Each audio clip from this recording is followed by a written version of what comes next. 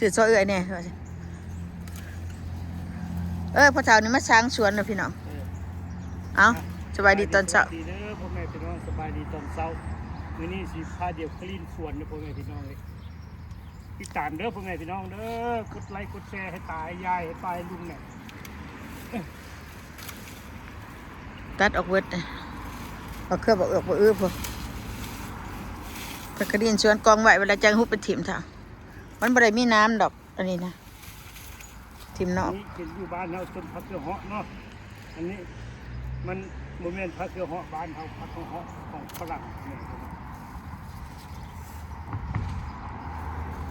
เอามาหูเฮือห้องอะไรพักอย่างคิ้วหันสุก นี่อยู่บ้านเฮากินได้แซ่บได้ พักอย่างคิ้วอันนี้ก็ห้องพัก ว่าพักเกลือเหาะนะ พักญี่ปุ่นเจ้าก็ห้องยาญี่ปุ่นเจ้าก็ห้อง กินมากินกับตำบักถั่วพักได้พักเกลือเหาะ ยาคิ้วหันใด โอ้พักเกลือบินอยู่นึงบอกมันออกตามให้ตามอันนั้นผมก็ดูด้วยว่ากินมันกินแซ่บหรอมันเป็นดอกสีขาวๆนะ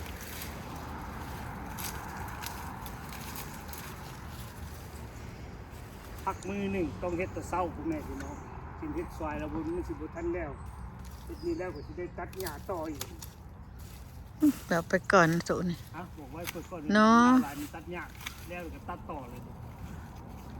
มาจากเฮ็ดสะพายเลยเนี่ยตัดหญ้าบ่ทันได้ตัดเด้จ้ะบ่เทื่อบ่ได้ตัดเดี๋ยวฝนตกฝนลงเขาบอกบ่หลายตัดเอาออกเบิดมันหลายพี่น้องก่อนมันหลายจังซี่เวลามันเป็นหมากเป็นดอกกินก็บ่เบิดจนถิ่มเอาไปขายกับไผก็บ่ซื้ออยู่ตลาดเขาซื้อดีอยู่เลยเนาะเฒ่าเนาะอยู่ตลาดขายแพงๆเด้ค่ะน้อยๆหนึงบ่ได้พอกระจอกน้อยๆนึง 3-4 ดอนปานนั้นของเฮานี่เฮาบ่ได้เอาไปขายจักเทื่อหรอก คือว่ามันเรียกให้งามเนี่ย ป้าไว้บักเด่นนั่นเพื่อว่าเฮายังสิกินหมากกินอันนั้นอยู่ตัดแต่แนวเฮาบ่กินนี่นะบ่ทันมีหมากตัดข้างนั้นแน่ข้างในนี่ เอาไปไล่อยู่นะ กลับไปตัดทางในพูน เสื้อยังเสื้อมันก็อยู่ตัดขึ้นเนาะ ไปตัดนั่นมาก็ได้ก่อนเฒ่า ทางตลอดไม่ได้สามมาตัดเบิดเอาผมมีเวลาเฮ็ดแล้ว อย่าให้เครื่องบักเด่นหักเลยเฮ้ยมันกำลังสิเป็นหมากลายเยอะนะหมากนี่เฮากินเป็นอาหารเฮาได้นี่ อาหารเช้าเด้อนะบักเด่นนะเป็นอาหารเช้าทุกเช้าต้องได้กินบักเด่น อันนี้เด้อพ่อแม่พี่น้องขาวๆนี่เสือกได้เด้อเน่งมวย กวาง ดองเข้าอ่ะนะถึงหัวตั้มที่มันดองเข้าได้ตรงนี้เชือกนี้ใส่มันยังดองเข้าบ่ได้มันยานครับ มันญาติเนาะเนี่ยกินยอดบักเด่นเบิดละ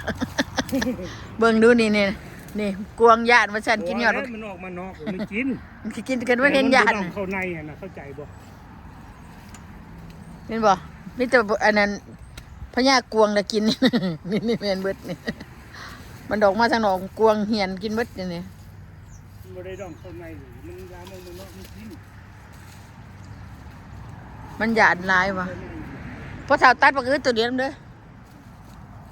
ตัดบักอื้อตัวนี้นำ ตัดทีนี้สิเฮ็ดห่านใส่ปีหน้านี่บ่มันขึ้นสูง ไปเอาทางในพุ่น เป็นแซ่บบ่แม่พี่น้องมันจะคือปักขี้กวนเนาะ จักลูกมักคือหมากหยังน่ะบักเด่นอันนี้ตัดเอาบักอื้อออกก่อนนี่ตัดออกไปไว้ตัดไว้พุ่นตัดแล้วหน่วยนี่ก็ตัดเด้อพ่อเฒ่าเด้อขนาดได้ถ่ายคลิปเด้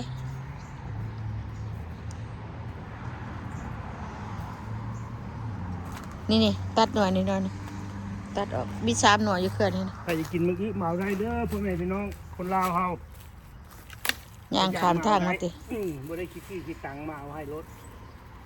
ตัดตรงนั้นพร้อมตีจะเอาไปพร้อมกัน พ ไม่ก็เพื่อนน้อยมัน โอ้ตายให้ปลาดุแถวนี้ไอ้เพิ่นช้างเครือมักออกนี่หน่วยนี่ก็บ่ใหญ่ดอกเพราะว่านี่แต่บักเด่นนี่ติสิไปช้างเครือบักเด่นนี่ติตายเฒ่าบักเด่นยังกินอยู่นี่ ใส่หน่อย นี่บักเด่นนี่เฮาเก็บกินอยู่นี่เพราะว่า บ่ได้เลิกพักอันนี้เลิกต้นนึงนั่นพอ ไปบักเด่นมันก็มีหลายอยู่สิเอาไว้เวลาไปการต้องได้เก็บได้กินอันนี้ละกินอาหารเช้าเบรก15 นาทีก็ต้องได้กินนี่ละโอ้อันนี้ก็หน่วยหนึ่งนะเฒ่ามาเนี่ยนี่ไม่มีอยู่นี่หน่วยหนึ่งหน่อยเนี่ย น้อยวะ นี่เลยบ่เผาตัดเครือมันเด้อนี่ เกือบมันลามไปจนนั่นเลย นี่มันสิใหญ่อยู่ได้นี่ บ่ใหญ่เอา ตัดตะกุ่มใหม่จังนี่ละตัดออกแนงมานี่ละโอ้หมากพวงน่ะหักมาดูหักมาดู จะคุมไม่พี่น้อง งามหักมาบีเอามาให้แน่เอาว่าบนพวงมา นี่คุมไม่พี่น้อง หมากฮานี่ ฮันนี่สิฮันนี่อ่ะ มักเด่นฮานี่ นี่คุมไม่ โทเมโตฮานี่แล้วนะคือหมักกระเดบเนาะคือหมักไรแซงโอ้ไว้มันขึ้นเทิงนะเท่ายอดบักเด่นขึ้นเทิงคุณน่ะเห็นป่ะผู้เห็นป่ะนี่ได้หัวนี่น่ะเอาไว้มันเป็นบักเด่นหมางามนะค่ะมันขึ้นเทิงน่ะตัดเอาตะงานนี่แหละตัดเอาตะงานหมักบลูเบอร์รี่นี่แหละเลดเบอร์รี่นี่โอ้ยข่อยจะได้เก็บบักพริกอยู่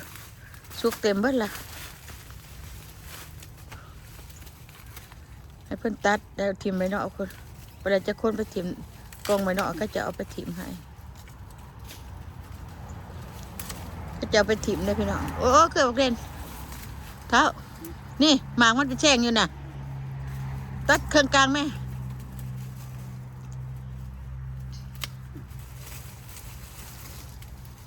นี่ตัดเครื่องกลางมันได้หมากเด่นเป็นแช่งอยู่นะนี่เป็นพวงอยู่ในมิตรหมากเด่นนี่ตัดเอาเครื่องหนึ่งอันเครื่องนั้นเครื่องนี้นะใหม่นี่จะไปตัดจะหวดปลาเดียวเครื่องหมากเด่นนั้นตัดอีกตัดอีกตัดอีกตัดอีกได้กรรมการครึ่งนึง ตัดตัวนั้นอีกตัวนี้ป้าก่อนนี่หันน่ะตัวตายตัวเป็นหันน่ะตัวเป็นเจ้าป้าบอก ตัดเอาเครื่องหนึ่งตัดเอาเครื่องหนึ่งอันนั้นแหละเครื่องหนึ่งหันน่ะมาจักเครื่องหนึ่งบ่ฮะมักเด่นขึ้นเทิงปรู้บักงามๆพุ่นเด้อหั่นน่ะ อีหน้านี่เฮ็ดมันขึ้นข้าง มึงไหนเฮ้ยหมักเป็นแช่งอยู่หั่นน่ะนี่บ่ เบิ่งกินเบิ่งก่อนโอ้ยจนนี่เบ่งหลายก็แตกจะทิ่มกัน เนาะมันอยู่เทิงทิ่มมันได้ใช่อันตัดอันยอดอันนี้เนี่ยเท่าลำนี้ก็ตัดออกอีกเครื่องนั้นนะตัดออกอีกมึงเพิ่นกินนะตัดเอาเครื่องหนึ่งออกถิ่มก่อน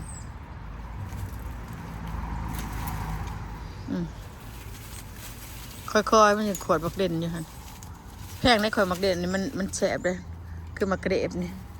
หวานเนาะ หวานดีๆกับโบเวนสมหวานๆกับเป็นตะกินให้เพิ่นตัดเครือตัดอันนี้ออก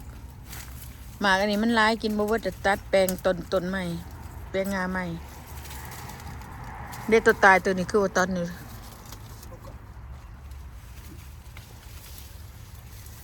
ตัวนี้สร้างสวนตัดเครื่องเด้อ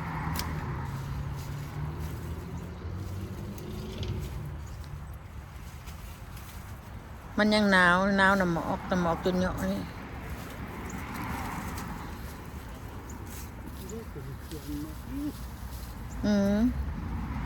หนักเด่น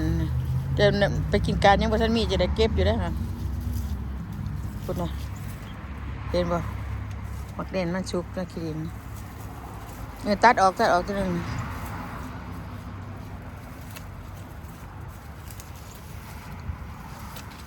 ไปยาวไปเรื่อยไป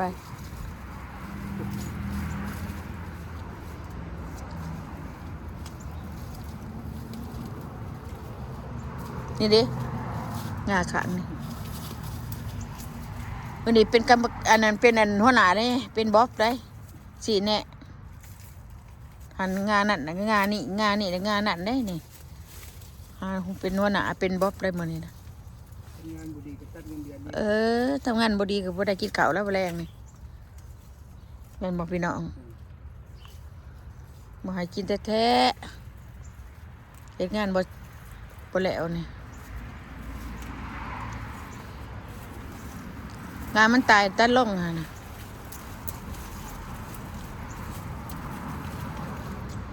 จมูกเล่นอยู่เป็นเป้า นั่นจะหน่อยสิมาเก็บอยู่จะหน่อยสิมาเก็บ เล่นใหญ่เป็นเป้าอยู่นี่โอ้มันมานอนรีอยู่ อ้าวอย่าเฮ็ดให้มันหักสิล่ะอันนั้นก็ได้บ่มันเบี้ยมันบ่ตัวนี้ตัวจะตัดมันเหงามันบ่ เอามัน อืม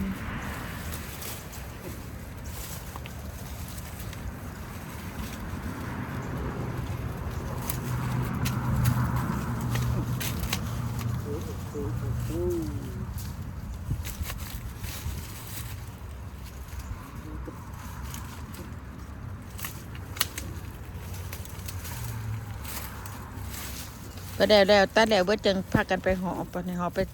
ที่มาหนทาง แล้วหน่อยไปสุกอนตรงไหนพี่น้อง กองไปหนทางได้รถเขาจะมาเอา มีรถทางซีดีเขาจะมาเอา ตัดตามได้มันสิบ่โป่งซะล่ะ มันปุ่งพวกอันนี้ครับ เบี้ยหนึ่งต่างหากอันนั้นนะเบี้ยเกิดจากหากมันดักเพราะมันเบี้ยเอามาปลูกดอกแล้วเฮ็ดเกี่ยวเด่นมันนั่นนี่มันขึ้นเทิงนั่นมันสิบวบสิสับมันสิเหี่ยว ตัวนั้นน่าสิได้กินนั่นละละไปในเช้าตัวเทิงๆนี่เห็นบ่มึงเด่นนี่เป็นแช่งอยู่นี่เด่นดิบเป็นแช่งอยู่นี่พุ่นน่ะพี่น้องดูสิเด่นดิบเลยดูสิมันเด้อโอ้ได้กินหลายเลยเครือนี่นะเท่าเพราะว่ากวงมันสิบ่ได้กัดมันค่ะ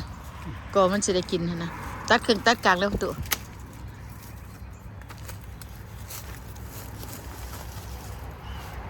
ตัดตุ่มตัดเทิงตัดเครื่องบัดนี้บนเทิงบนมือนี่ตัดบนมือนี่ตัดถิ่นละเครื่องที่ไปใบหนอกมันเลยจังแต่นั้นมันจะไปยังตายเนาะเพราะพวกเข้าใจเนาะตัดมันโป่งใหม่ตัดดุมเชือกตีแถวตัดถิ่มเชือกตัดถิ่มบางมันทางตาเด้อบ่ใส่แว่นตาตายแน่ๆเลยตาบอดนะบ่มีไผเป็นขับรถให้ข่อยไปการเด้เขาขับเป็นอยู่ดอกแต่ข่อยบ่อยากขับเพราะมันบ่เป็นได้เป็นนะครับบ่อยากขับขดอยเป็นคนบ่อยากขับรถอยู่แล้วมีผู้ขับก็นั่งสบายอยู่เงินบ่นกเจนแวนพี่น้องระวังเด้อระวังเด้อ เป็นแฟนน้องกินฮอดบ้านคุณแม่พี่น้อง ระวังแต่ระวังแต่ช่วยๆจะหน่อยนี่เก็บบักพริกอยู่นี่แหลดละนี่มันหนาวเริ่มหนาวมันจะเก็บหลักพี่น้องมันแดดก่อนเพราะว่าขนอยมันบ่มาเก็บจะมันหนาว เป็นแฟนห้องละเบิดน้ำพานน้ำฝนละ จักเบิดบ่เบิดแล้วเขาก็บ่ได้ฮู้ ผู้เฒ่าบ่เป็นย่างไปเอากระตามาขอใส่บักเล่นได้ไปย่างกระตาไปก่อนนี่หาได้บัดนี้